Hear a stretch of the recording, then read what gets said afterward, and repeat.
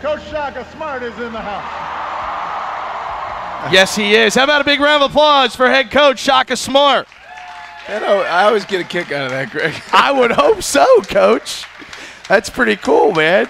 President Obama, head coach Shaka Smart, congratulations. 70-64 win last night over Rhode Island. I know you're happy to be back in the win column. Yeah, I mean, I think I heard you say earlier, any win on the road in this conference or in any conference is a good one. And, you know, we're 3-1 on the road now in the league, which is certainly one game away from where we would love to be. But, you know, I think anytime you go into a conference like the Atlantic 10, you're going to need to be able to go on the road and steal some, win some games. And I've been happy with the way that our team has played on the road for quite some time.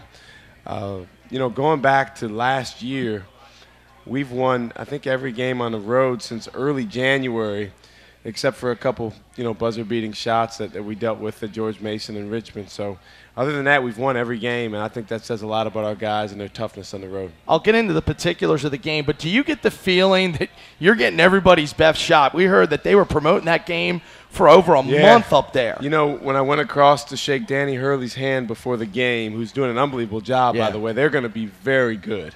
And everybody that talks about, I don't hate to go off on a tangent, Greg, but please do. Everybody that talks about how the Atlantic 10 could be adversely affected by conference realignment, they don't think about teams like Rhode Island, who is going to be an NCAA tournament caliber team in the future with the recruiting and the progress that Danny Hurley is making with that team. A team like George Washington, who is really taking leaps and bounds, starting a young group. They'll have everybody back next year. So anyway, the point being, you know, when I went over there to say hello to Danny Hurley, he said to me, he said, we should play you every night, and our fans would come out like this. I think they've been averaging about 3,900 people at their games. Last night they had just under 7,000, and their arena seats about what ours does, about 7,600. So it was certainly a raucous atmosphere there. The students went all the way from court level all the way to the top of the arena, and they were certainly very boisterous. Yeah, anybody who was watching last night on TV, I think, saw that from Coach Hurley. He's going to do a good job, and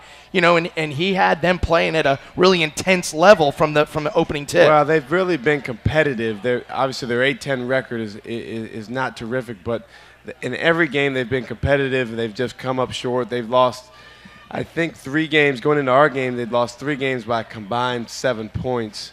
They did their one Atlantic 10 win. They went to St. Louis, who has one of the best teams in the conference, and they beat St. Louis on the road in a tough overtime game. So the thing we've learned about this conference is everyone has talent.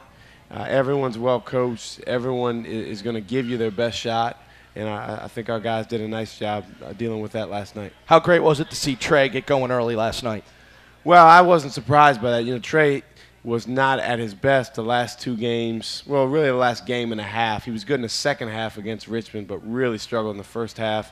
And then LaSalle, he was sluggish. I mean, he just didn't have the typical energy that he normally has. So I figured that we would get an aggressive, fired-up Trey. He did a great job early on. He got to the line all night long, and we needed him to do that. Yeah. Talk a little bit about Javonte Reddick's night as well, because he was active in the first half. Maybe he didn't have the stat line that would indicate that, but he definitely filled it up in the second half. You know what? I've always been hard on Javonte, and you know, I'll continue to be hard on him because I know how good he could be. In fact, a scout from the San Antonio Spurs called me today. He was at the game yesterday, and he said, you know what, Javonte's really coming. He's making progress. But I'll say this, even though I've been really hard on him, yesterday was one of the times that I've been most proud of him because he started the game very poorly. He made a lot of mistakes early, had some turnovers, some missed easy shots, but he didn't hang his head. He kept playing. He kept, you know, doing the things we asked him to do on the defensive end. He kept talking, you know, which is a huge thing with Javonte. When he's talking, that's a great sign. Yeah. And what he did is he worked himself into playing well at double-digit rebounds again. You know, made every free throw he took, and then had some big baskets for us in the second half. There have been some turnovers. Is that a result of frustration sometimes, or forcing a little bit? Not just from him, but I mean, I guess you guys had 19 last night, and what do you attribute that to? Yeah, we need to do a better job taking care of the ball. I think we have quite a few guys that need to let their hair down and play a little bit. You know, I think when we got into conference play, it was like we got to win every game and everything's got to go perfect and I got to make every play the right way. And, certainly our two seniors, you can't play that way. You got to you got to try to go make a play instead of trying not to mess up. And I think, the combination of that, and then Rhode Island did a nice job pressuring the basketball. They forced 2 5-second calls on us, which is unacceptable. We need to go by guys. We need to push and pull to get them off of us. But they get some credit in that as well. I was always told, by coaches is, if you don't have your A game and you still win, that's the mark of a good team. I don't know if you would call that your A game last night, but it was good enough to win.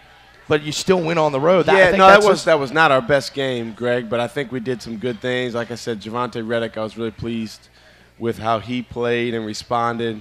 Travion had a good night. But no, Rob was subpar. Darius was not himself in terms of some of the decision-making situations.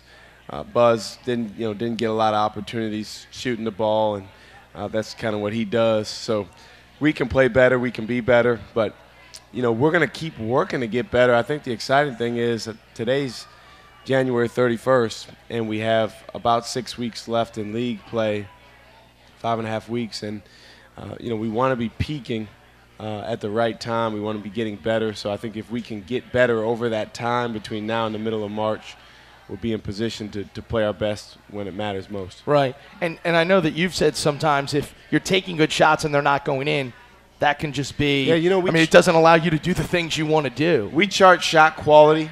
So what is the quality of the shot you get, not necessarily does it go in or not.